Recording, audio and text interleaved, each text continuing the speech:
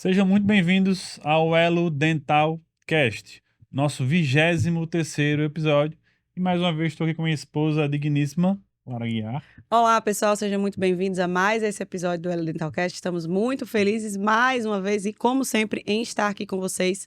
Hoje estamos trazendo um tema de suma importância, um tema que não pode ser esquecido, que deve ser falado em todos os ambientes, na escola, no trabalho, que a gente não pode esquecer de cuidar da nossa saúde mental. E para falar sobre esse tema, não poderíamos trazer ninguém mais, ninguém menos do que Débora Sampaio, que é a nossa convidada de hoje. Muito obrigada, Débora, por estar aqui. A gente está muito feliz em lhe receber. Débora, ela é psicóloga, ela é autora do livro Entendendo os Adolescentes. Tem atuação clínica, né, Débora? E tem também, ela estava aqui nos explicando o que ela faz.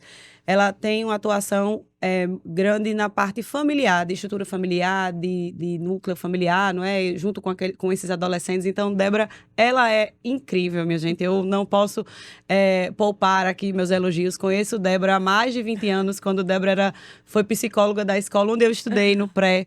Então, passei por momentos turbulentos e Débora estava lá. Estamos aqui. Esse ano eu fiz 20 anos de pré, comemorei 20 anos do meu pré. E, coincidentemente, Débora está aqui agora, depois de todo esse tempo, para a gente poder conversar um pouco sobre esse tema que é tão importante. Seja muito bem-vinda, Débora. Muito obrigada, Lara. Gustavo, é uma alegria estar aqui com vocês. E assim, fiquei muito feliz assistindo os episódios, vendo como vocês estão trazendo temas tão relevantes, né? A gente acha que o dentista é ali só o dente, e como falar de saúde de uma maneira geral engloba tudo, engloba todas as esferas da nossa vida, da nossa forma de funcionar, da nossa forma de se cuidar. E eu espero poder contribuir um pouco aqui com vocês, trazendo um pouco desse olhar da psicologia. Você sabe que o nome do nosso podcast é Elo Dentalcast, porque a gente sempre fala isso, Débora, que a nossa vida é todo um elo, a gente não pode tratá-la de formas isoladas. Então, a nossa profissão está interligada com a nossa saúde, com a nossa família, com o nosso bem-estar, com o bem-estar dos nossos pacientes. Por isso que o tema Elo Dentalcast. Estamos felizes de estar aqui com você. E aí? E é importante também a gente falar sobre isso, porque a gente fala muito sobre gestão, marketing, empreendedorismo, sobre performance, sobre, enfim, várias habilidades que todo profissional tem que ter para ser um profissional de sucesso. Mas nada disso vai funcionar se ele, primeiramente, não estiver bem. E a gente aborda muito isso aqui, e eu acredito muito nisso, de que o que você faz na sua vida, os resultados que você tem na sua vida, eles estão diretamente ligados a como você se enxerga enquanto ser humano, psicologicamente falando. Uhum. Como você enxerga as suas habilidades, a sua mentalidade. É uma palavra hoje, dentro do meio de Isso. empreendedorismo, é uma palavra famosa, né? Todo mundo fala nisso. A sua mentalidade tem que crescer, você tem que acreditar em você. Então, eu acho que a autoestima que a gente tem sobre o que a gente faz, sobre o que a gente é capaz ou acredita ser capaz de fazer, tem total relação com os resultados que a gente vai alcançar. E nada melhor, ninguém melhor para falar sobre isso do que especialistas em psicologia, como você, Débora. Então, ficamos muito felizes em tê-la aqui, né? De fato, como o Lara já abordou aí, a ideia de você vir aqui são divididas em dois momentos. Um primeiro momento é do dentista enquanto paciente, Sim. e o segundo momento é do nosso paciente, enquanto paciente também da psicologia, porque é muito comum a gente receber pacientes que a gente percebe de cara que estão precisando de ajuda. Eu já indiquei várias vezes pacientes, olha, você tem alguém lhe acompanhando, o paciente chega e começa a chorar. Então, a gente tem que ter essas dicas aí, como abordar esse paciente e, ao mesmo tempo, também como se cuidar Isso. para que tudo funcione. Não é isso, meu amor? Então Isso, vamos às perguntas, né? Senão a gente tá conversando muito já. E aí, aproveitando, quando eu convidei Débora a participar aqui desse episódio, foi interessante porque ela falou logo que estamos vivendo o Janeiro Branco, que é um mês, né, Débora, de conscientização à saúde mental. E eu queria que você falasse um pouco sobre essa campanha, que é uma campanha bem interessante, que Débora vai falar um pouco para vocês, que traz à tona a discussão sobre como é importante a gente se cuidar. Isso, esse é um mês, o janeiro. Essa campanha ela existe desde 2014 aqui no Brasil. Em 2023, ela foi aprovada enquanto lei como algo que as empresas precisam estar levando para os seus colaboradores, as escolas, né? É um mês de conscientização aos cuidados com a saúde mental. Porque como você bem trouxe aqui, Gustavo, se a gente não está bem emocionalmente, nenhuma esfera da vida da gente vai funcionar. Eu lembrei até de uma estatística que eu vi há pouco, em relação a essa parte mais empreendedora das empresas, que normalmente os colaboradores, eles são contratados, né, pelo seu currículo, pelas habilidades técnicas, Uhum. mas atualmente mais de 90% são demitidos pelas questões emocionais, pelas habilidades, pela falta de habilidades interpessoais. Então, é imprescindível. Não adianta a gente ter um currículo, investir em cursos, em formações técnicas, se a gente também não desenvolve o nosso lado interpessoal, a forma de se relacionar. E nós que trabalhamos com atendimentos, atendendo a pessoas, isso é, assim, imprescindível, né? E aí, quando a gente fala do Janeiro Branco, Lara, hoje a gente, assim, o Brasil é um país que é o terceiro país com o pior índice, né, de saúde mental no mundo. Nós temos aí estatísticas que são assustadoras, relacionadas principalmente à ansiedade e depressão. O ano passado, a gente trouxe dados do SUS, que foi nos mostrando, por exemplo, que pela primeira vez na história, nós tivemos mais atendimentos de crianças e adolescentes com casos de ansiedade do que de adultos.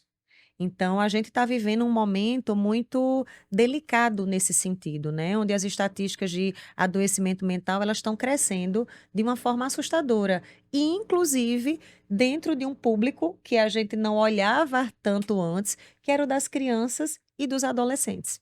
Uhum. Débora, eu vou iniciar fazendo uma pergunta que é até uma curiosidade minha. A que se deve, ao que você acredita, na verdade, a que se deve esse aumento?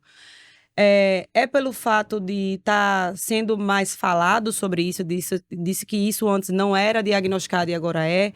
Ou você acha que, por exemplo, pode ter a influência do uso de telas, por exemplo, porque hoje o uso de telas não é só para... tem uma influência grande na saúde mental das crianças e adolescentes, mas nós adultos também somos viciados. Isso. Então, isso também pode estar trazendo esse aumento do número de ansiedade. O que você acredita como se explica esse aumento tão grande da ansiedade e das doenças mentais nesse público? A gente não pode desconsiderar um ponto histórico que a gente viveu, né, que foi a pandemia. A pandemia foi um momento que nunca vivido na história. E quando a gente olha principalmente para as crianças e os adolescentes que são vulneráveis e que estão em desenvolvimento, porque nós adultos, por exemplo, a gente passou pela pandemia, todo mundo sofreu, todo mundo perdeu alguém, a gente viveu toda a parte do isolamento social, tiveram as repercussões financeiras, né, emocionais, sociais. Mas nós somos adultos, nós já estamos, vamos dizer, desenvolvidos. Crianças e adolescentes não, eles têm uma demanda muito maior, né? Eles são muito mais vulneráveis, eles estão ainda se estruturando. E a socialização, principalmente, é um ponto central nesse processo, né? Então, a gente teve esse atravessamento da pandemia, num momento da vida muito delicado, principalmente para essa faixa etária. E como você trouxe, a gente traz sim a questão dessa revolução tecnológica, que tem um lado muito positivo, porque está aqui, nós estamos aqui conversando com várias pessoas, porque a tecnologia está proporcionando isso, pessoas do Brasil, do mundo inteiro, podem estar nos assistindo hoje e aprendendo Uhum. por causa da tecnologia, porém, a gente está vivendo uma revolução. A revolução, não pela questão do desenvolvimento, das transformações, que as mudanças sempre existiram. Mas os historiadores falam que, por exemplo, todo esse avanço da internet, ela traz repercussões na nossa vida semelhantes à descoberta do fogo há 2 milhões de anos atrás. Porque mudou tudo na nossa vida. Mudou a nossa forma de se comunicar, mudou a nossa forma de se relacionar, Vender. mudou a nossa forma, né, de se comportar. E a gente tem hoje sim, Lara, a gente fala, inclusive, quando pensa em crianças e adolescentes, que a gente viveu uma revolução, a gente está vivendo a infância do brincar passou a ser a infância do celular. E aí a gente tem, sim, crianças e adolescentes principalmente mais ansiosos, com uma noção de tempo diferente, eles não conseguem mais esperar, eles buscam prazer o tempo inteiro, imediato, e adultos também. A gente fala inclusive de uma parentalidade distraída, de pais que hoje também ficam o tempo inteiro ali ligados nos dispositivos e muitas vezes estão fisicamente com os filhos, mas eu estou aqui na tela. E enquanto trabalhadores, o que é que a gente tem hoje?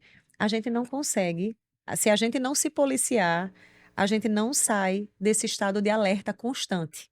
Por exemplo, o WhatsApp é uma ferramenta maravilhosa. Mas antes a gente trabalhava e a gente chegava em casa, saía do muro, eu fechava a porta do meu consultório, estava em casa, eu me desconectava. Hoje em dia, com o WhatsApp, por exemplo, se a gente não der esse limite, a gente está o tempo inteiro recebendo demandas. Então, é como se a gente ficasse num estado constante de alerta. A gente não tem a pausa, o descanso que o nosso cérebro precisa, que o nosso corpo precisa, né? E isso vai trazendo, sim, consequências fisiológicas, né? Emocionais, estafa, burnout, ansiedade, depressão e uma série de demandas, né? Que a nossa saúde mental vai sinalizando. E quando você fala adolescente, é de que faixa etária a gente O- considera?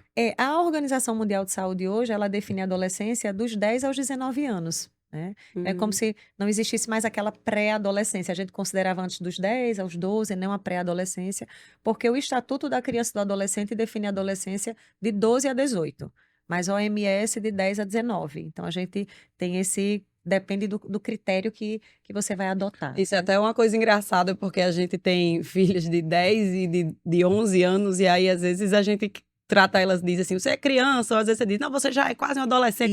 Isso. Aí a minha mais nova essa semana chegou pra mim e disse, mãe, segundo o Google, eu sou pré-adolescente. Aí eu achei engraçado, porque ela disse, segundo o Google, ou seja, ela foi lá pesquisar pra ela saber o que era.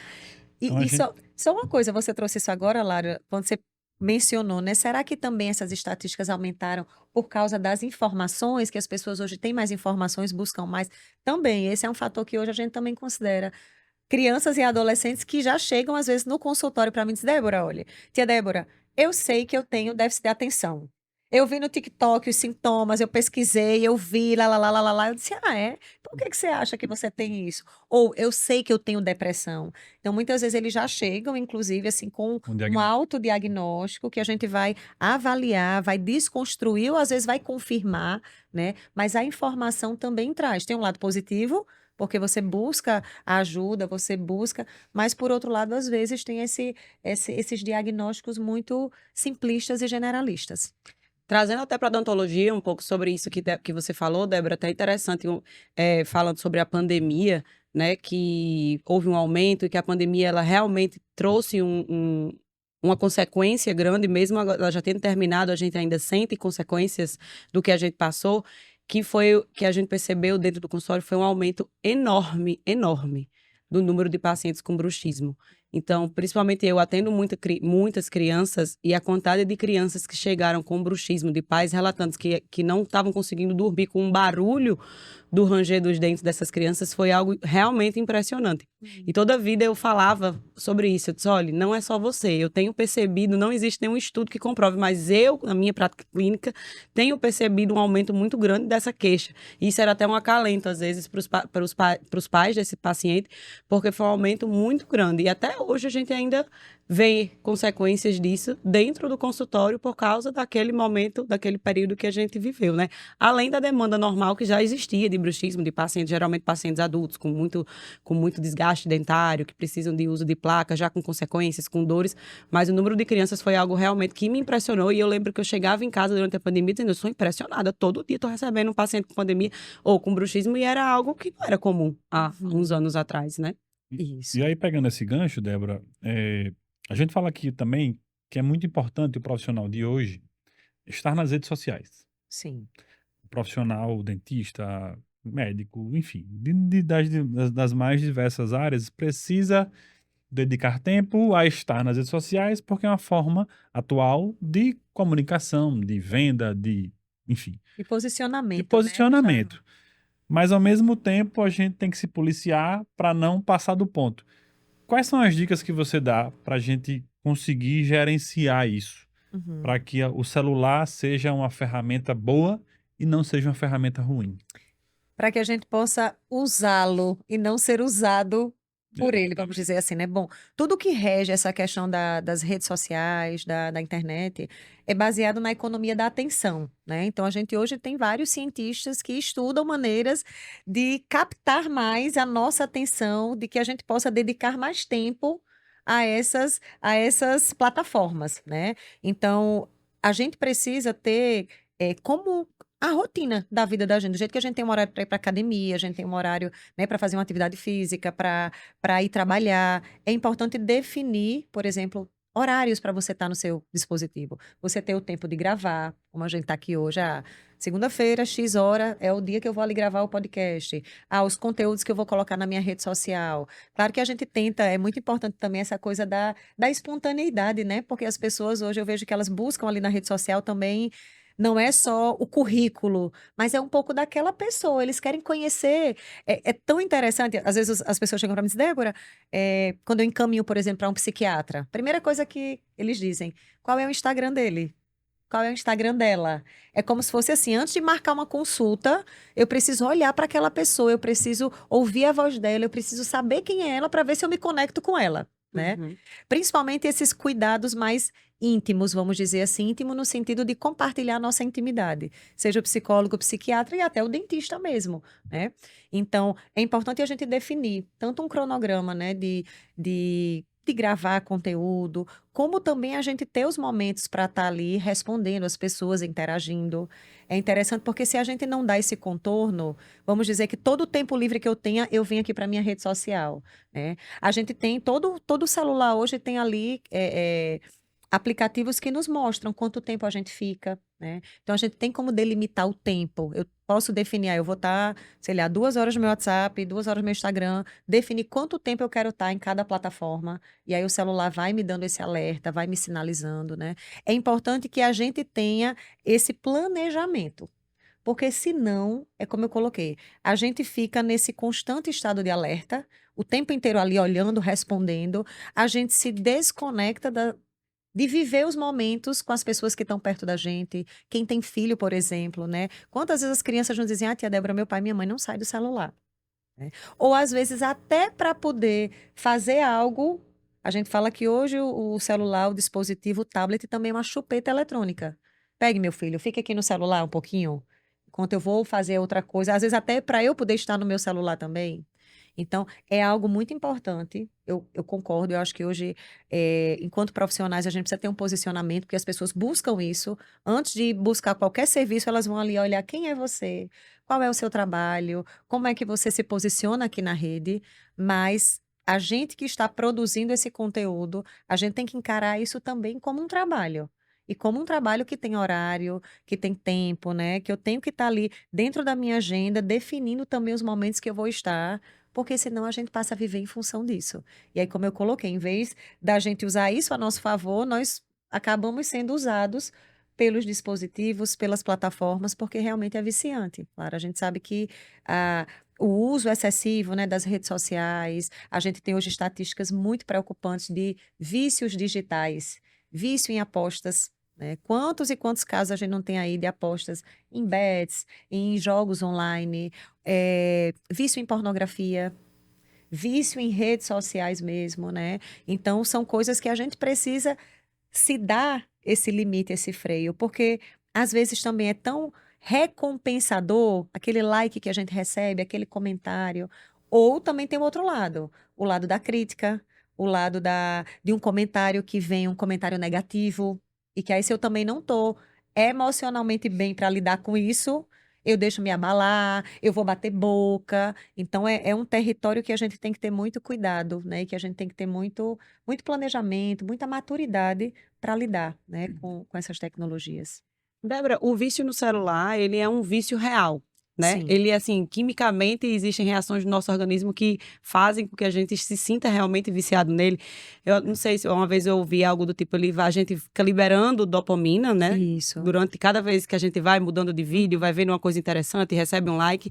E aí realmente exige um processo para você se desviciar disso, ou é possível de uma hora para outra conseguir fazer, não vou mais usar e não ter nenhuma consequência, ou vai ter alguma consequência se você parar o uso abrupto de redes sociais e de dispositivos eletrônicos, tanto para adultos quanto para crianças. Existe isso realmente? Existe. A dependência tecnológica hoje é uma patologia, né? Na verdade, nos manuais, tanto no DSM-5, né, como na CID-11, na Classificação Internacional de Doenças, a gente já tem patologias ligadas à tecnologia. Tem o vício em jogos eletrônicos, que é a Game Disorder, já tem código ali na CID-11 e no DSM-5, como a gente tem a própria dependência de internet. né?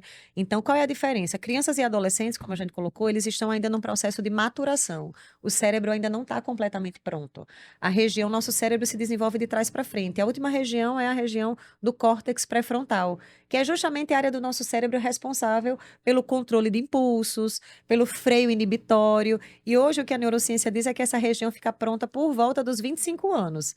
Então, crianças e adolescentes não têm maturidade para se autorregular, para dar esse freio. Por isso que os adultos, os pais, os responsáveis, precisam estar muito perto para dar esse limite, porque eles não vão conseguir, o cérebro deles ainda não tem esse freio, né? E enquanto adultos, a gente já tem esse freio, porém, também há, sim, vários adultos dependentes. A gente tem hoje a PIMO, né, que é esse uso abusivo, né, dos dispositivos eletrônicos. A gente tem a nomofobia, que é a fobia no mobile, a fobia de estar sem o dispositivo. As pessoas que saem, esquecem o celular e não conseguem ter que voltar. E não é voltar para pegar porque eu vou precisar de algo que está no meu celular. É porque eu não consigo estar longe do meu celular, né? Então, a gente já tem, sim, hoje transtornos ligados a isso. O que a gente sabe é que esse uso abusivo, ele altera o nosso sistema de recompensa. Então, assim, é um vício comportamental, é uma dependência psicológica. E que, para tratar, a gente tem casos que precisa, sim, tanto de acompanhamento psicológico como de acompanhamento psiquiátrico, de medicação, para ajudar esse paciente com a impulsividade, porque a relação de dependência ela se estabelece tal qual a dependência de uma droga. A gente tem pacientes com crises de abstinência, eles vão apresentando, sim, prejuízos nas várias esferas da vida deles, né? A primeira esfera que a gente vê o prejuízo é na esfera social, porque aí começa a comprometer os relacionamentos, né? Seja na escola, seja na faculdade, seja no trabalho, seja em casa. Então, é algo que a gente precisa, sim, levar muito a sério. E por que que é tão delicado? Porque é algo que está 24 horas com a gente, Uhum. né? Então, a gente precisa estar muito consciente disso e muito alerta, muito atento. Para vocês terem uma ideia, por exemplo, um dado também que eu vi há pouco. Hoje, a maior causa de separação que nós temos é traição virtual. Então, como isso está interferindo, como eu coloquei, todas as esferas da vida da gente. Às vezes é o relacionamento, é o casamento, né? O casal que passa o dia todo trabalhando e quando chega em casa está ali ainda cada um no seu dispositivo. É a relação com os filhos, é a relação no trabalho. Enfim, então é algo muito importante. Como, me diga assim, Débora, uma dica prática que a gente poderia dar a um profissional que percebe que está muito dependente do celular. Porque existem as pessoas que trabalham com celular, que eu percebo muito no meio onde a gente convive. Existem aquelas pessoas que têm aversão à rede social, os profissionais que têm aversão, não querem aparecer, não quero isso, não preciso disso, tem todas aquelas queixas contra as redes sociais. Mas isso, só lhe interrompendo, não significa que ele não use muito o celular. Não, então, e São tem coisas diferentes. Não, claro. E tem aqueles que usam demais, que estão ali muito, que se sentem totalmente dependentes, e tem aqueles mais para o trabalho, e tem aqueles que usam muito assim, são consumidores, Sim. né, do celular. Que dicas práticas esse profissional pode tomar, né? Que cuidados a gente deve ter para perceber, opa, tá passando do ponto, eu preciso começar a ter essa regulação, como você falou, a mini-bi, e que sintomas que eu tenho que tomar cuidado, o que é que eu preciso prestar atenção para quando eu não perceber, eu já tô viciado e tô já passando por problemas. Isso que você está trazendo, Lara, é muito importante e trazendo um link com o que Gustavo pontuou também. De fato, eu percebo hoje profissionais que não vou entrar numa rede social porque não quero estar me expondo ou não quero estar tanto tempo como as pessoas ficam. É como a gente disse, hoje é fundamental. Um profissional, principalmente um profissional que trabalha com atendimento, hoje as pessoas não vão mais buscar um currículo Lattes, elas vão no Instagram para verificar quem é aquela pessoa, como eu disse, porque elas precisam se conectar com a voz, com o visual. Eu quero chegar lá e já saber quem é Gustavo, quem é doutor Gustavo, quem é doutora Lara. Eu quero saber, às vezes, se eles têm filhos, se não têm, se vai atender uma criança. Será que eles têm filhos? Será que eles sabem lidar com criança? As pessoas querem essa segurança. É como se eu vou ali na rede social para entender isso. Então, isso é inquestionável hoje. É necessário, é fundamental na psicologia, na odontologia, qualquer área de atendimento e de cuidado. Agora, o que a gente pode fazer? Acho que um ponto básico, acompanhar o seu tempo de uso. Todos os celulares você vai abrir e ele tem ali, ele vai lhe dar o tempo que você fica no dispositivo. E você pode. Qual seria esse tempo médio ideal? Tem algum estudo que mostra Para isso? adultos e para crianças e adolescentes. O máximo que cada um deveria usar. Porque, assim, o que se coloca é o tempo de tela, né? O tempo na internet, por exemplo. Então, hoje, por exemplo, a Associação de Pediatria, 0 a 2 anos, 0 tela. É o ideal. Estou dizendo que é o real. Às vezes a gente precisa um pouquinho, tudo, né? De 2 a 5 anos, 1 hora. De 5 a 8 anos, 2 horas. De 8 a 11 anos, 3 horas. Então, essa é o dado que a gente tem, mas que a gente sabe também que não é a realidade. E que a questão não é nem o tempo, né? Mas é também o tipo de conteúdo que a gente está acessando. Às vezes eu posso passar 2 horas assistindo uma aula maravilhosa. Às vezes eu posso passar 2 horas vendo a vida do povo no Instagram. Uhum. Olha como é diferente, né? Então não é só em relação ao tempo, mas é a que tipo de conteúdo, o que é que eu estou acessando. A gente tem podcasts, a gente tem, né, coisas maravilhosas, a gente tem a possibilidade hoje de ter contato com pessoas do mundo inteiro. Uhum. Então, eu acho que a questão não é nem só o tempo, mas é primeiro, né? Que tipo de conteúdo que eu estou consumindo, como você colocou? Será que eu estou ali só acompanhando a vida das pessoas? Ou será que eu estou ali buscando, eu estou seguindo coisas que são construtivas para mim, que me ensinam, que me agregam valor? Ou eu estou consumindo conteúdos que me deixam mais ansiosa, que fazem com que eu fique me comparando com as outras pessoas, que afetem a minha autoestima, né? Então, o tipo de conteúdo é um ponto, assim, primeiro ponto, avalie. Avalie que tipo de conteúdo você está consumindo, que tipo de consumidor você é. Segundo ponto, vai avaliando em relação ao tempo, né? Quanto tempo você fica? E aí, esses aplicativos, né? Que o celular já traz hoje para gente, o controle parental, que não é só para as crianças, mas é para a gente também, ele vai mostrar quanto tempo você fica no Instagram, quanto tempo você fica, vai no Google, quanto tempo você fica no WhatsApp. E aí é importante você ir avaliando, porque, por exemplo, uma pessoa que trabalha com vendas pelo WhatsApp, ela vai ter o mesmo tempo de uso que a gente? Não. Então, eu não gosto de generalizar. Uhum. Eu acho que a primeira coisa é tomar consciência. E tomar consciência é eu parar e refletir. Poxa, como está a minha relação com o meu dispositivo, né? Que tipo de conteúdo eu estou acessando? Quanto tempo eu fico e quanto tempo eu fico fazendo o quê? Quando eu estou com as outras pessoas, porque é clichê, mas é real. A tecnologia hoje, ela nos aproxima de quem está longe e pode nos distanciar de quem está perto. Então, quando eu estou com meu marido, quando eu estou com meu filho, quando eu estou com as pessoas da minha família, eu estou aqui também ou eu consigo me desconectar? Uma coisa que a gente sugere muito, por exemplo, em casa, zonas livres de dispositivos. Massa. Hora da refeição. Se puder botar uma caixinha, todo mundo bota ali o seu dispositivo. Hora da refeição, gente, é uma hora para a gente estar ali cheirando a comida, a gente tá olhando no olho, compartilhando. Como é difícil hoje, na realidade que a gente ter, tomar café junto, almoçar junto, ou jantar. Tem estudos que dizem hoje que se a família consegue fazer uma refeição juntas, já é uma família com a menor probabilidade de conflitos, de adoecimento mental, emocional, né? Então, ter zonas livres de tecnologia Uhum. é a coisa mesmo da qualidade da presença, né? Então, onde eu estou, que eu possa estar inteiro, que eu possa estar com qualidade, que eu possa, porque senão isso daqui vira um fator de ansiedade. Sem dúvida. Quais são os sintomas, assim? Eu vejo a gente, quanto, né, pais de crianças, de adolescentes e pré-adolescentes, a gente tá aprendendo também, né? Isso. É um processo. A gente não sabia desses riscos na pandemia, por exemplo, até porque a pandemia foi um momento de estresse completo, né? De descontrole total.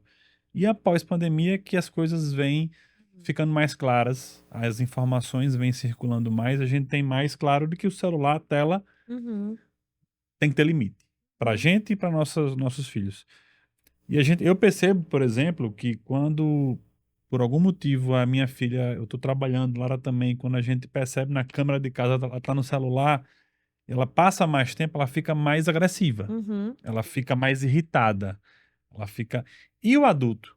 Quais são os sintomas de quem, na sua experiência, quem está muito tempo em tela? Uhum. Ou o que que esse adulto demonstra, Uhum. né? E como você pode se autodiagnosticar, além do tempo, que você já falou bastante. Se você vê que está com muita hora, é um sinal Uhum. importante. Mas além desse sinal objetivo, quais são outros sinais e sintomas que os adultos demonstram quando estão viciados em tela. Irritabilidade é um sintoma também, né? A fadiga mental, um cansaço, uma exaustão. A gente observa muito também essa coisa assim de uma angústia, uma inquietação, porque às vezes é como se eu preciso estar no meu celular, eu não posso mais estar no tédio. Nós somos realmente a última geração analógica educando uma primeira geração completamente digital. Então, nunca foi tão difícil educar. A gente hoje sabe que essa questão da parentalidade digital é um desafio que a gente enfrenta. Porque nós não vivemos isso na nossa infância, na nossa adolescência, e a gente está tendo que encontrar maneira de lidar com essas crianças e esses adolescentes, e esses jovens principalmente, né? A pandemia, a gente disse que a gente precisou entregar os dispositivos para os nossos filhos, para eles poderem assistir aula, para eles poderem se distrair, para a gente poder trabalhar, para a gente poder estar ali em casa Socializar. funcionando exatamente, né? É. Chamada de vídeo com os familiares. E agora realmente é que a gente está entendendo que a gente precisa, que precisou naquele momento, mas agora a gente precisa voltar às interações sem estar mediadas pelas telas, né? Uhum. Então, enquanto adultos, a gente tem irritabilidade, exaustão, dificuldade de se concentrar. É impressionante, Gustavo. A gente tem hoje um termo que a gente fala de uma névoa mental. Tem pessoas que elas dizem, "Não, eu vim fazer o quê, hein?"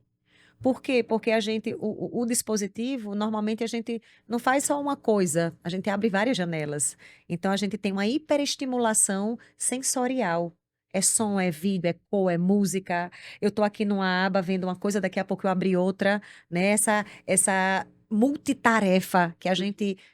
Nós fomos enganados, porque disseram pra gente, nós somos multitarefas, a gente pode fazer várias coisas ao mesmo tempo. A gente até pode, mas a gente não faz com a mesma qualidade do que a gente fazer uma coisa de cada vez, Uhum. né? Por exemplo, eu tô assistindo uma série, é muito comum, eu tô assistindo uma série e tô mexendo no celular. Não, se eu tô assistindo uma série, vamos focar na série? Se eu tô aqui no meu celular, eu vou focar no meu celular, a questão do foco, da concentração, da atenção. E aí vem a ansiedade, porque a noção de tempo hoje é diferente. Vou dar um exemplo. As gerações anteriores, a gente ia no banco, ia pra fila para pagar uma conta. A gente precisava esperar um táxi, por exemplo, se você ia pegar, ou esperar um ônibus. Hoje a gente clica aqui, a gente tem um Uber, a gente clica aqui, a gente tem um Pix, a gente clica no iFood, a gente tem a comida. É tudo muito rápido. Então a noção de tempo mudou. E isso gera uma dificuldade na espera, uma intolerância, né? Uma dificuldade de lidar com o ócio que é tão estruturante e tão necessário para a gente criar, para a gente ter ideias. Então, a gente vê hoje todos esses comprometimentos, né? Então, voltando para os sintomas: irritabilidade, isolamento, que acaba que quando eu estou muito tempo aqui, eu acabo me isolando das outras pessoas. Uhum. Essa fadiga mental, esse cansaço, essa exaustão, essa dificuldade de se concentrar, né? A falta de energia, às vezes, a falta de ânimo, a angústia. Parece que eu estou aqui fazendo um monte de coisa, mas ao mesmo tempo eu não estou fazendo nada, nada me preenche. Então, são sinais que a gente precisa estar muito atentos, porque disso daqui, às vezes, pode trazer, né, pode desencadear outros transtornos mentais. E esses são sintomas, né, Débora, que se acabam se confundindo com ansiedade, com depressão, e às vezes a pessoa diz, pronto, estou com depressão, mas Isso. aí tira a tela, às vezes, se for o excesso de tela, Uhum. realmente, se você remover esse excesso de tela, você consegue a remissão dos sintomas e aos poucos voltando ao normal. Sim. Pode se confundir aí o diagnóstico. Pode sim, Lara, pode sim. Débora, outra coisa que a gente pode trazer aqui, abordar, que até meu pai falou, eu conversando com meu pai, ele disse, agora tá na moda esse negócio de ter TDAH. Tá na moda, todo mundo agora diz, parece até que é bonito, né? Dizer, eu tenho TDAH, como se fosse meio que, isso, palavras do meu pai, que Sim. justificar alguma característica sua. O que é o TDAH? O que cuidados a gente tem que ter para a gente não achar que a gente tem TDAH e querer justificar as nossas dificuldades em cima de um diagnóstico? Realmente existe agora um aumento do número de TDAH? Não existe? Que moda é essa? Vamos lá. O TDAH, né, que é o transtorno de déficit de atenção, que pode ser com hiperatividade ou sem a hiperatividade, né? Existem tipos de TDAH, inclusive, né? Tem transtornos de déficit de atenção, que são predominantemente desatentos. É aquela criança, ou aquele adolescente, aquele adulto que está ali caladinho, mas está no mundo da lua. Tem o que é predominantemente hiperativo, que é aquela pessoa que parece que tem um prego na cadeira, que senta, levanta, vai, vem, volta, vai, que tem uma agitação motora que não consegue ficar, né, quieto. Então, assim, o TDAH, ele é um transtorno neurobiológico. É um cérebro que ele funciona de uma maneira diferente. Vamos dizer que, fazendo analogia a um motor de um carro. Vamos dizer que a gente tem um motor 1.0, uma pessoa que tem TDAH tem um motor, sei lá, 2, 3.0. Enquanto a gente está indo, essa pessoa já foi, voltou e já se perdeu no meio do caminho. É uma mente que é muito agitada, né? E às vezes tem uma agitação motora também, uma inquietação. Então, são pessoas que têm muita dificuldade de sustentar a atenção. Ao mesmo tempo que eles também têm situações de hiperfoco, que o mundo pode desabar e ela está ali hiperfocada numa determinada coisa. Então, é um transtorno neurobiológico, que existem exames de imagem que mostram ali o cérebro que tem o TDAH, né? Existe toda uma avaliação clínica para fechar um diagnóstico desse. Existe uma avaliação neuropsicológica, que é um psicólogo especialista em neuropsicologia que vai aplicar uma bateria de testes para poder, junto com o médico, com o neurologista, com o psiquiatra, fechar esse diagnóstico, tá? Agora, o que é que acontece também? Existem questões comportamentais. A gente vive hoje numa sociedade hiperativa. Então, nós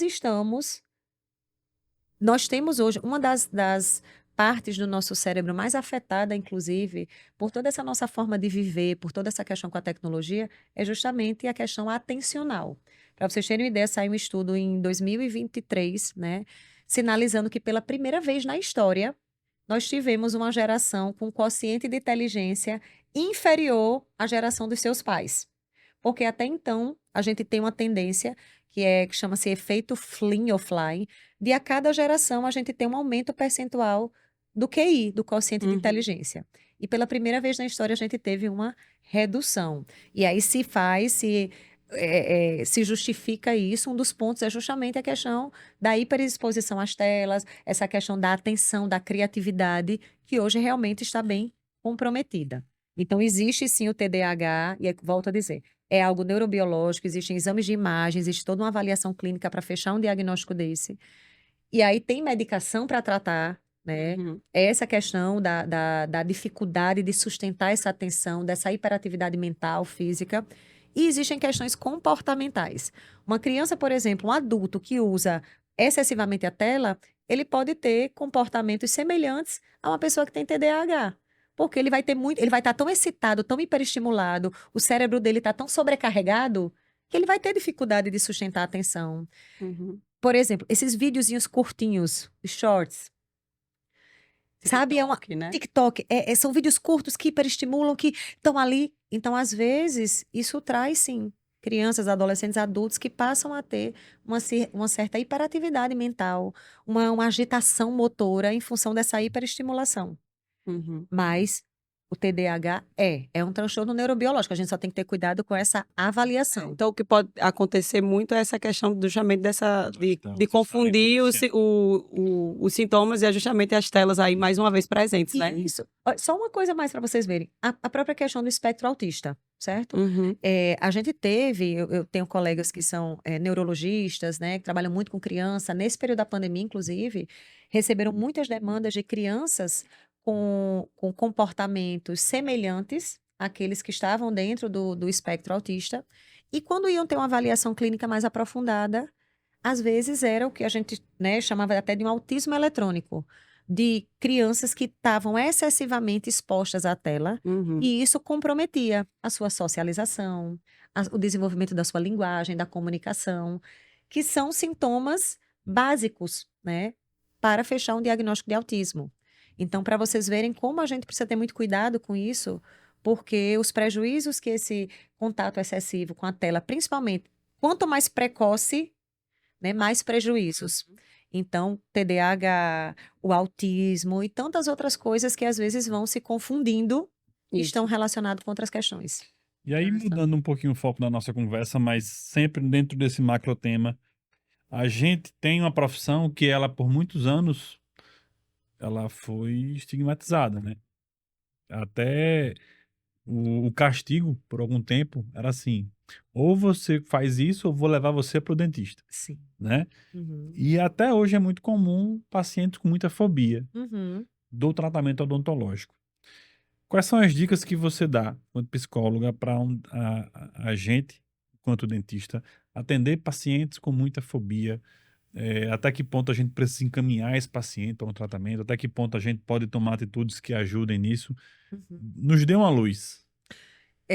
De fato, né, Gustavo, a figura do dentista por muito tempo era aquela figura meio até assim, da bruxa, do bruxo, do castigo realmente, né? Ó, se comportar mal, vai lá para tio fulaninho, para tia fulaninha. E é tanto que hoje a gente tem, eu vejo inclusive, né, os próprios consultórios dos dentistas, né, consultórios mais humanizados, né, a própria forma de abordar esse paciente, não é só o dente, a boca, né? Vocês vão ali, fazem uma anamnese, vão entender a história desse paciente, Uhum. né? Fazem às vezes uma entrevista com os pais, se é uma criança, né? Tem todo esse olhar realmente mais humano, né? Para esse olhar mais global, como vocês trouxeram. Enquanto profissionais dessa área, eu acho que uma coisa fundamental é o que a gente fala em todas as áreas de cuidado a pessoas, né? Um bom rapport. O que é o rapport?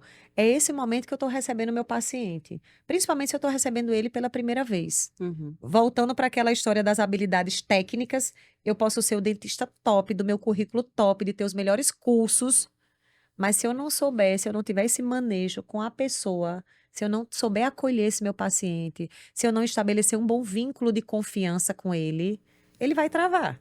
Na hora que ele abrir a boca ali com medo, a boca já vai estar tensa, a musculatura já vai estar tensa.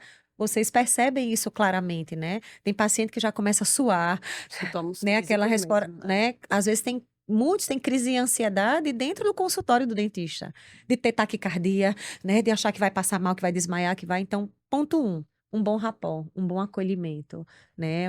Aquele olho no olho, deixar esse paciente se sentir à vontade, se sentir seguro com você, né? Então, olha, fulaninho, eu tô aqui para o que você precisar.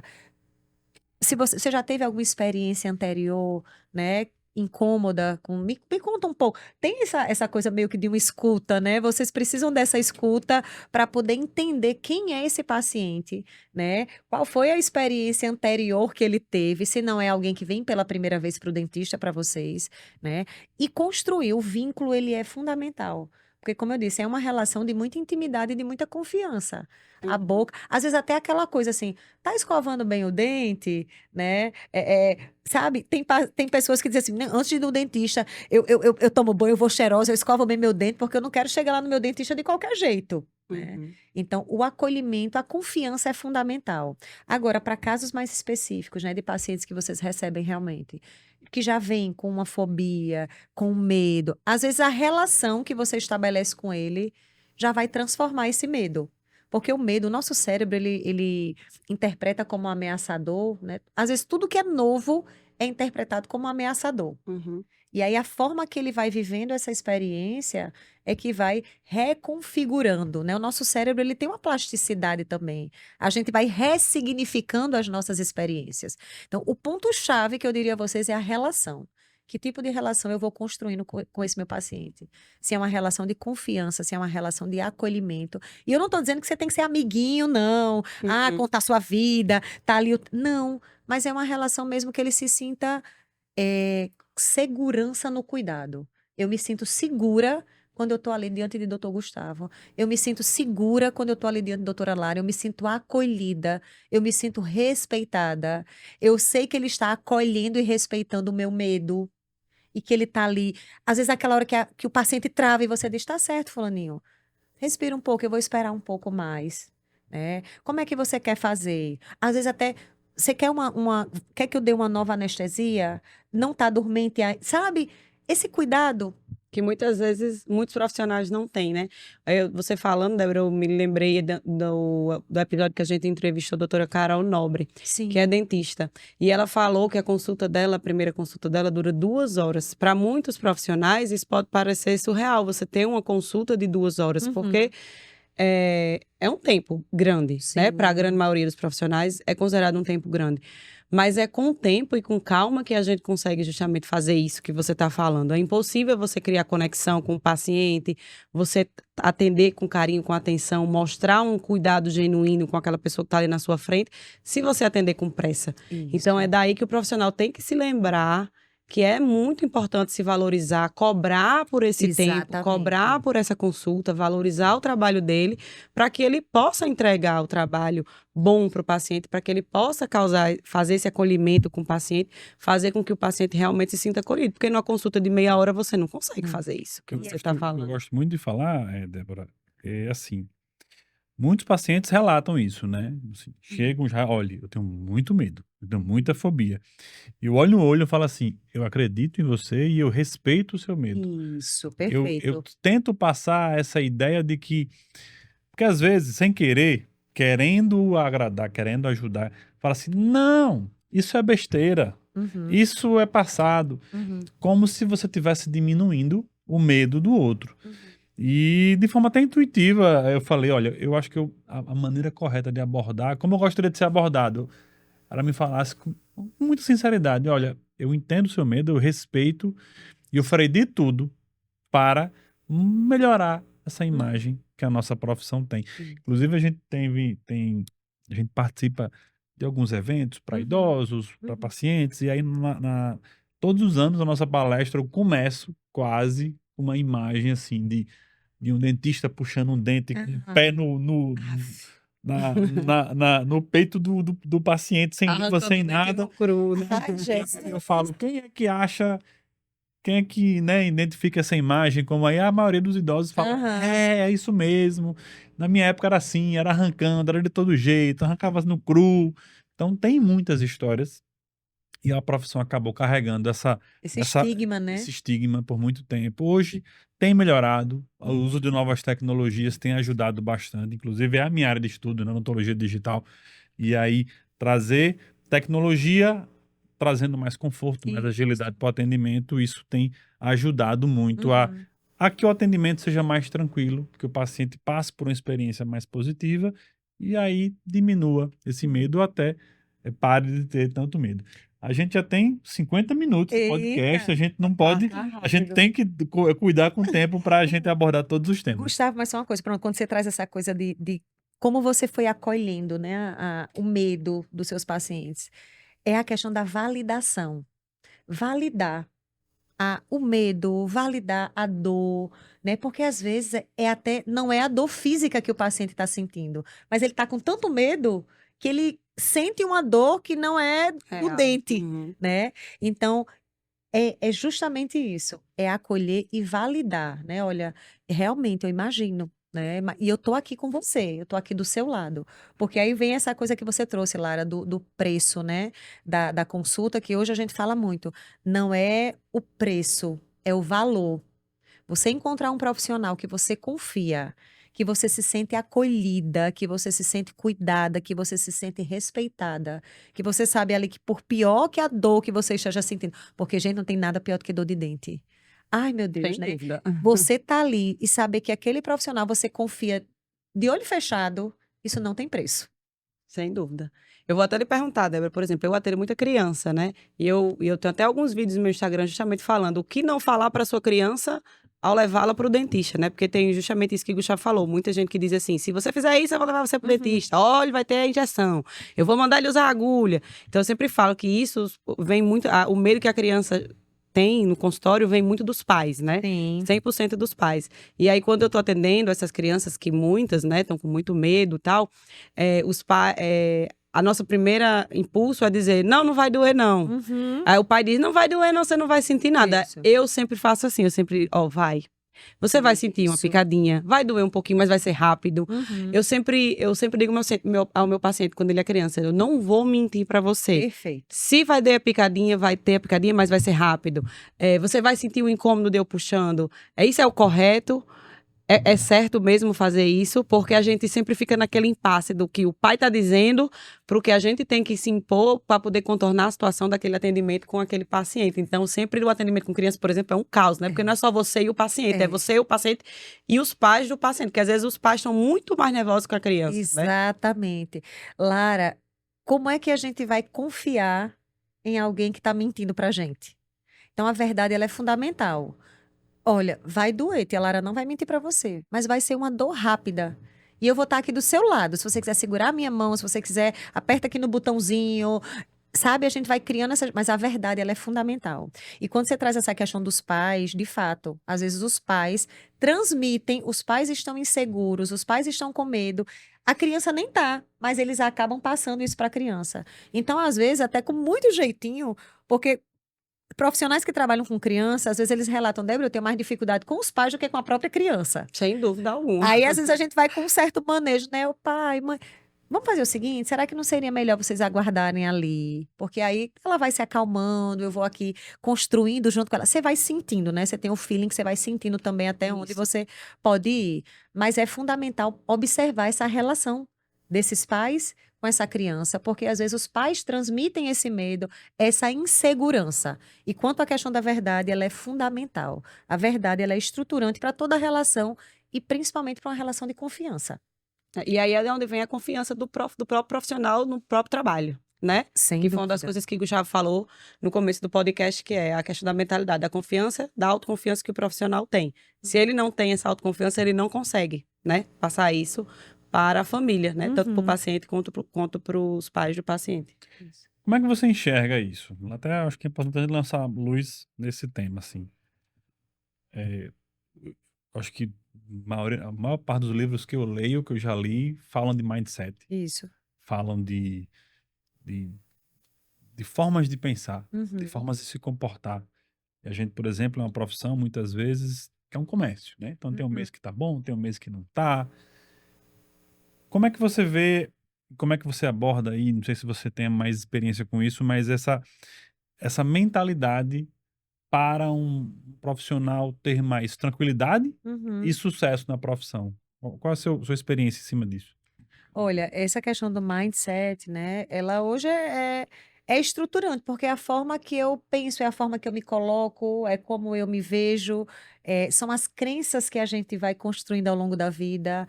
Às vezes a gente vai construindo crenças limitantes, crenças que vão nos paralisando diante de determinadas situações. Por exemplo, a própria questão do preço, muitas vezes a gente vê profissionais que são bons, são qualificados, mas tem uma crença limitante de que, se eu cobrar um pouco mais, eu não vou ter paciente suficiente. E aí a gente vai investigando também, né? Qual é a relação que essa pessoa tem com o dinheiro? Como é que na vida dela o dinheiro foi sendo, né? Como é que foi a relação dos pais, dessa família? É toda uma construção. Mas o que é legal nessa perspectiva do mindset? É que hoje a gente sabe que a gente pode ressignificar, que a gente pode reconstruir as nossas crenças, que essas crenças que muitas vezes nos limitam, a gente pode ir trabalhando elas a ponto de poder transformá-las, de poder modificá-las. Então, hoje, um profissional que é autônomo, ele tem que. Um caminho é esse que vocês estão trazendo: preparação. Primeiro, eu tenho que estar ali olhando para aquelas pessoas que estão conseguindo. Eu vou buscar espelhos, eu vou buscar inspiração, eu vou buscar aprender com aquelas pessoas. E a internet hoje nos traz isso muitas vezes até gratuitamente. Uhum. Um monte de gente que consegue. Pô, como é que elas conseguem? Qual é o caminho? Principalmente para quem está começando ou para quem está nessa transição, né, Gustavo? Porque essa coisa da tecnologia, das imagens que você está trazendo, é tudo muito novo. Então, tem muitos profissionais que estão ali fazendo ainda uma transição de carreira, estão saindo de uma carteira assinada para montar o seu próprio negócio, né? Então, é muito importante eu poder me preparar, estudar, buscar informações, buscar profissionais para me espelhar, para me inspirar. Quantas mentorias a gente não tem hoje também, né? Que ajudam outros profissionais, que dão ali, aquele já conseguiu, ele sabe o caminho, então eu posso buscar ali o caminho junto com ele. Mas nada disso vai funcionar se eu não trabalhar o meu mindset. Se eu não trabalhar a forma que eu me vejo, a forma que eu valorizo o meu trabalho, a forma que eu valorizo a minha forma de ser. E aí a saúde mental entra como todo esse pano de fundo, porque é aquela coisa, se eu não me cuido, se eu não me valorizo, como é que eu vou cuidar bem das outras pessoas? É clichê, mas é aquela analogia que a gente tem no avião. Uhum. Máscaras, qualquer situação, máscaras vão cair. Primeiro coloque a máscara em você para poder colocar em quem está ao seu lado, né? Tipo assim, primeiro eu preciso ter fôlego para poder pensar e cuidar de quem está perto de mim. Então, o autocuidado, né? Como a gente precisa hoje, do básico, desde a aparência, e eu não estou falando aparência no sentido de marca, de coisa, não, mas assim, poxa, é uma pessoa bem cuidada, é uma pessoa que se cuida, que faz uma atividade física, é uma pessoa que, no caso de vocês principalmente, Uhum. que tem um sorriso bonito, é uma pessoa que está ali, que se cuidou para vir aqui cuidar de mim, né? E fora a questão mesmo da nossa saúde física. A gente não pode estar negligenciando esse cuidado com a gente, né? Desde a alimentação, como vocês trouxeram aqui, já trouxeram nutricionistas para falar sobre isso, questão da atividade física, como a gente precisa, né, estar se cuidando, a questão emocional, como eu preciso estar me olhando, como é que eu me vejo, como é que eu me percebo, qual é o valor que eu dou a mim mesma? Porque se eu não dou o meu devido valor, como é que as outras pessoas vão dar? Como é que eu vou ter segurança para cobrar um valor que eu acho que eu mereço para minha consulta, para o meu tratamento? Tem outros ali oferecendo um valor muito mais barato. Mas qual é a qualidade do serviço que ela está prestando, né? Acho que a sua colocação agora foi perfeita e me lembrou duas coisas. Uma é, não existe síndrome da Gabriela. Eu nasci assim, eu cresci assim, eu sou assim. A gente, nas nossas conversas de casal, né, de pensando que a gente está em crescimento Sim. constante. Todos os anos a gente vem crescendo, a gente vem amadurecendo. Eu tenho certeza que nosso crescimento está relacionado à nossa mentalidade. Quanto a gente expandiu a nossa mentalidade, Isso. quanto a gente cresceu. A gente está nesse podcast hoje porque a gente escutou muito podcast, porque a gente escutou pessoas que são exemplos, são referências para a gente, e a gente Inspira. pensou, por que a gente não pode também ter o nosso? Uhum. Eu lembrei também de um vídeo de Flávio Augusto, que é Uhum. um empreendedor que muita gente conhece. Eu acho que ele tinha 20 e poucos anos de idade. E esse vídeo me chamou a atenção, porque ele era muito jovem, 23. E ele falava assim: nada vai me impedir de chegar onde eu vou chegar. Não tem nada, nem ninguém que possa impedir eu alcançar os meus objetivos. E eu olhava assim para ele, caramba, com 22 anos de idade, será que eu tinha essa mentalidade? Uhum. Porque se você parar para pensar, muitas vezes o que separa você do seu sucesso é algo que você não sabe ou é algo que você não acredita que pode chegar lá. Às vezes, aquela pessoa que está ganhando mais dinheiro do que você, ela apenas estudou mais um pouquinho ou apenas confiou mais nela e no que ela podia fazer, aonde ela poderia chegar, arriscou mais e está colhendo sucesso. Então, a importância de se cuidar, atividade física, alimentação, mente, leia livros, pratique Isso. esportes, faça atividades físicas. Minha mãe teve um problema de saúde mental esse ano, né? Uhum. E a vida dela serviu para lançar luz em cima disso, Uhum. né? Qual era a rotina que ela estava tendo? De muito Isso. trabalho, de cuidar muito de casa, mas cuidar pouco dela. E a gente precisa estar bem para ser exemplo para os nossos filhos, para os nossos pais, para os nossos pacientes, para os nossos funcionários. Esse ano a gente fez uma atividade que eu achei espetacular, que foi pagar para as nossas funcionárias correrem corridas de rua. Que legal. E a gente correu também. E a gente correu também. E as nossas funcionárias que não corriam 1 quilômetro, ela falou, doutor, eu não corro nem 500 metros. Eu falei, Tá correndo tudo tem 7 um começo. quilômetros. Olha já só. tá indo para 10, já tá E já não é tá, só a tá viciada. Não é sobre a distância física que elas estão aumentando, mas imagina a autoconfiança delas, né? De poder ver essa superação. Isso reverbera em Em todas vários. as áreas da vida dela. Inclusive no próprio desempenho enquanto funcionária. Porque se elas estão mais saudáveis, se elas estão mais felizes, se elas dormem melhor, porque praticam atividade física, elas vão conseguir entregar um resultado melhor. Elas atendem melhor, elas acolhem melhor. Exatamente. Então, Gustavo, vou só complementar aqui que o Gustavo sempre falava sobre essa questão da síndrome da Gabriela, que a gente chama, essa, não sei nem se existe essa nomenclatura que a gente fala assim, porque o Gustavo sempre teve essa visão muito empreendedora, muita confiança de onde ele ia, queria chegar, de onde ele ia, e eu vim de uma família de servidores públicos, onde a mentalidade era um pouco diferente. Sim. Então, no começo da nossa profissão, a gente meio que as minhas crenças chocavam um pouco nas dele. E aí eu fui trabalhando isso. Ele sempre dizia, Lara, você não nasceu assim, cresceu assim, vai ser sempre assim, você pode mudar. E aí o que eu trago à discussão, né, Débora, que eu acho que você pode falar muito bem sobre isso, é que não existe assim, pronto, eu vou fazer isso e aí agora a minha profissão vai dar certo. É um crescimento constante, é um cuidado diário, constante, de olhar para si, né? Então, o Gustavo sempre fala, o objetivo desse podcast é que existe um número altíssimo de profissionais dentro da odontologia que desistem da profissão nos primeiros 5 anos de formado. E que se ele pudesse, a cada episódio, fazer com que uma pessoa não desista de desistir, ele já estaria... Desista de desistir, né, na verdade. Então, não que a pessoa desista de Sim. largar a profissão, para ele já seria muito válido. E às vezes o profissional tá ali dizendo, porque essa profissão não é boa, porque eu não sou bem valorizado, porque eu não vou ganhar dinheiro. E o problema às vezes não é na profissão, né? Tá no olhar para si, No né? posicionamento dele, né? Na forma que ele se enxerga. E que isso vai acontecer em qualquer profissão. Se eu, enquanto pessoa, se eu não enxergo, né, o meu valor. E outra coisa, você trouxe essa questão até mencionando a sua mãe, né? E várias pessoas, o quanto que a gente está vivendo hoje. As pessoas têm vivido de uma forma automática, no automatismo. Acorda, trabalha, volta, chega. E se a vida da gente não tem, se a gente não está consciente do que a gente quer, da onde a gente quer chegar, qual é o sentido disso tudo, qual é o propósito que eu tenho, né? Aí a gente vai vivendo assim no automático, de uma forma distraída, disperso. Uhum. E cada dia, eu acredito muito nisso também, cada dia é um recomeço, é uma chance nova que a gente tem. Voltando até para o início da nossa conversa toda, o Janeiro Branco, o Janeiro Branco, ele existe justamente porque, simbolicamente, o mês de janeiro traz pra gente essa questão do Renovação. novo ano, do recomeço, das mudanças que a gente quer. Normalmente é um período que as pessoas param para pensar, né? Quais são os meus objetivos? Onde é que eu quero chegar? Como foi o meu ano? O que é que não foi bom?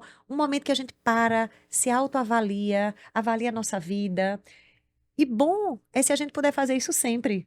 Que a gente possa sempre estar, nem que seja terminou o dia, como é que foi o meu dia hoje? Né? O que é que eu fiz de bom? O que é que eu posso agradecer? A gratidão, né? Uhum. O que é que eu posso melhorar? Para mim, para as pessoas que estão ao meu redor, para o meu trabalho. Se a gente está consciente disso, as coisas vão acontecendo. Agora, o problema é que as pessoas hoje vivem de uma forma robotizadas, inconscientes, no automatismo, né? De uma forma alienada. Uhum. E aí, se a gente está nesse processo de busca, de crescimento, a gente vai encontrar esses caminhos, a gente vai encontrar as pessoas, né? A gente precisa estar perto das pessoas que pensam como a gente, como você colocou, que a gente se inspira, que pode crescer junto. Então, é todo esse processo realmente, né? Eu acho que o primeiro passo para você mudar é ter o conhecimento. É entender que precisa mudar. Isso. Tomar Entender, consciência. tomar consciência. E espero que esse podcast tenha feito você tomar consciência de alguma coisa, né? Que talvez tenha tocado você em algum momento. E que isso também reverbere no seu atendimento, com seus pacientes, com sua família, etc. A gente já está, infelizmente, com o nosso tempo estourado aqui. A Já gente vai. poderia continuar conversando mais, mas nosso tempo já se esgotou. Você quer completar mais alguma pergunta? Mas eu, infelizmente, assim, eu acho que não dá mais, mas se tiver alguma coisa que quer fazer, fica à vontade. Eu quero só muito A agradecer. direção tá ali, só me diz, né? Não acaba. Quero muito agradecer a presença de Débora. Eu ficaria horas conversando com Débora. Eu amo conversar com Débora. Eu amo ver as palestras de Débora. Quem não conhece o trabalho de Débora, quem não segue Débora ainda no Instagram, vá lá seguir, porque sempre tem conteúdo rico. Débora sempre está atenta às coisas que acontecem, às novidades, aos acontecimentos que surgem, né, aí nesse meio digital, principalmente falando de crianças e adolescentes. Nós, como pais, a gente não pode não seguir Débora. Ela é essencial estar no seu Instagram. Então, se você tem filho, não segue Débora, vá lá seguir. Sou sua fã, Débora. Acho o seu trabalho incrível, que você continue impactando pessoas como você vem impactando famílias, trazendo à tona essa discussão sobre saúde mental, sobre saúde de maneira geral, tanto para adultos, como a gente conversou mais aqui hoje, mas principalmente para crianças e adolescentes, como você vem fazendo brilhantemente. Sou sua fã, muito obrigada pela sua disponibilidade em vir. Se Deus quiser, a gente terá outras oportunidades de conversar um pouco mais sobre outros temas. E a gente está muito feliz de ter recebido você. Ah, gente, eu que agradeço. Quero dizer também, viu, Gustavo? Como Lara colocou aí, conheci Lara adolescente. Ela sempre foi essa pessoa determinada. É verdade, determinada, que ia lá, que questionava, que não aceitava nada, sabe? Que sempre buscou, disciplinada, assim. Quando ela queria uma coisa, não tinha quem segurasse, não, né? E é muito bonito, Lara, de ver hoje você aqui, enquanto profissional, enquanto esposa, enquanto mãe, né? Com esse mesmo jeito, né? De lutar pelo que você quer e hoje de poder estar ajudando. Eu queria parabenizar vocês, porque é, dentro, como você trouxe, Gustavo, inicialmente, né, dentro desse nicho de vocês, enquanto dentistas, com tantos estigmas, com tantas questões, vocês estarem trilhando um caminho aí tão diferenciado, tanto na forma de cuidar, de acolher, como na forma de ensinar. É muita generosidade, né, poder estar aqui, dividindo com as pessoas o conhecimento de vocês, a formação, o que vocês acreditam. Então, para mim, é uma alegria, é uma grande satisfação poder estar aqui com vocês e esse espaço de partilha, como eu coloquei, é um espaço muito generoso e transformador. Talvez vocês não tenham ideia, né, do quanto que vocês podem impactar a vida desses estudantes, desses profissionais e dessas pessoas que estão aqui ouvindo vocês. Muito obrigada pela confiança. Obrigada. Quem quer ela encontrar, qual o Instagram? É @DéboraSampaio PSI. Perfeito. E quem chegou até aqui através de Débora, o meu Instagram é LaraGuiarM. Lá vai ter muita odontologia digital, podcast, insights. Nos sigam para ficar atenta aí a todas as novidades que a gente sempre traz por aqui. E você, amor? Muito obrigado, Débora, pela sua participação. A generosidade é sua estar aqui, doando o seu tempo também. Para quem quer me encontrar, meu Instagram é Gustavo Cavalcante F _. Lá tem muito podcast, tem muita odontologia digital, tem muito dia a dia. Enfim, a gente tenta mesclar um pouco o conteúdo, mas que no final que gere um impacto positivo em quem está nos assistindo. Muito obrigado, fiquem com Deus e até a próxima. Tchau.